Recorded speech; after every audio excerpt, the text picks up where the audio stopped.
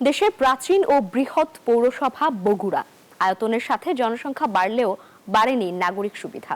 পৌর শহরে আধুনিক বর্জ্য ব্যবস্থাপনা না থাকায় আবর্জনার ভাগাড়ের দুর্গন্ধে অতিষ্ঠ শহরবাসী। অধিকাংশ ভাগাড় রাস্তার পাশে হওয়ায় ময়লা আবর্জনা এসে রাস্তার উপরেই পড়ে। দুর্ভোগ নিরসনে ব্যবস্থা নেয়ার দাবি স্থানীয়দের। তবে পৌর কর্তৃপক্ষ জানিয়েছে, পরিবহন ও জনবল সংকটের কারণেই এমন দুর্ভোগ। বগুড়া থেকে আব্দুর রাজ্জাকের ক্যামেরায় আব্দুল সালাম বাবুর তথ্য ডেস্ক রিপোর্ট। 1876 সালে প্রতিষ্ঠিত হয় প্রায় 70 বর্গ কিলোমিটার আয়তনের বগুড়া পৌরসভা। কাগজে কলমে প্রথম শ্রেণীর হলেও উন্নয়নে নেই তেমন পরিকল্পনা, নেই বিশেষ বরাদ্দ। প্রায় 150 বছরের প্রাচীন এই পৌরসভায় 10 লাখ মানুষের বসবাস। প্রতিদিন গড়ে 250 টনের বেশি আবর্জনা জমা হলেও নেই আধুনিক বর্জ্য ব্যবস্থাপনা। শহরের বিভিন্ন এলাকায় রাস্তার পাশে খোলা জায়গায় ফেলা হচ্ছে এসব ময়লা।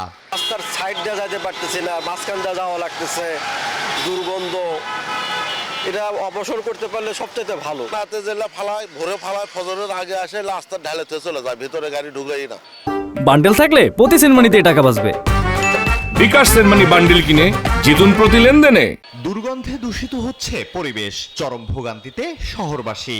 কলেজে যাওয়ার সময় অনেক ধরনেরই সমস্যা হয়, যেমন দুর্গন্ধ আসে, যাতায়াতে অনেক সমস্যা হয়। অনেক সময় অনেক বাচ্চা কাচ্চা, অনেক ছেলে মেয়েরা এখানে দাঁড়ায়ও থাকে গন্ধের কারণে এটার জন্য। আর আমাদের এই পাশে ব্যবসা প্রতিষ্ঠান, খাওয়ার জায়গা, এখানে অনেক ভালো লোকজন দাঁড়াতে চায় না, আমরা আসতেও চাই না।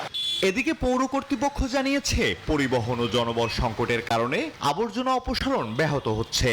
40 থেকে 50টি গার্বেজ ট্রাকের প্রয়োজন, সেখানে আছে মাত্র 18টি। যে আমাদের কর্মীরও দরকার, অন্তত আরো 500 পরিচ্ছন্নতা কর্মীর আমাদের প্রয়োজন। আগে এখানে মূল শহর যেটা, এই শহরটাতে মোটামুটি এক বেলায় ময়লাটা টানা হতো, এখন কিন্তু ময়লাটা 2 বেলা টানা হচ্ছে। আপনারা খেয়াল করবেন যে বিকাল বেলাও কিন্তু আমরা একটা ট্রাক দিয়েছি, যাতে করে পুরো শহরের ময়লাটা পরিষ্কার করে। বগুড়া পৌরসভাকে সিটি কর্পোরেশন গঠনের আনুষ্ঠানিক প্রক্রিয়া শুরু হয়েছে। সম্প্রতি স্থানীয় সরকার বিভাগের সিটি কর্পোরেশনের শাখা থেকে জারি করা চিঠিতে জনসংখ্যা তথ্য ও জরিপ মানচিত্র পাঠানোর নির্দেশ দেওয়া হয়েছে। আলহাদি খান, ডেস্ক রিপোর্ট, নিউজ 24।